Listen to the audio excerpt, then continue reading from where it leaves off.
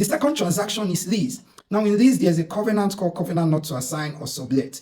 This covenant can be drafted in 3 ways, and all of them are appropriate. The first one is absolute bar. Absolute bar is simply saying the lessee cannot assign or sublet at all, right? Then conditional bar is simply saying the lessee cannot assign or sublet without the consent of the lessor.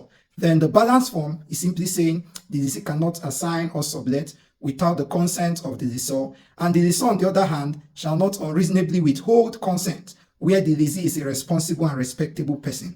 Now, these 3 drafts are appropriate, but one is advisable. The advisable draft is the balance form, right? If you draft it as an absolute bar, it is appropriate but not advisable because it may make the property unattractive.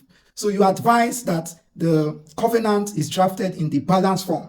That is, the lessee shall not assign or sublet without the consent of the lessor. Such consent shall not be withheld in the case of a responsible and respectable person. Now, this third one, the balance form, is advisable because it protects the lessor and makes the property attractive.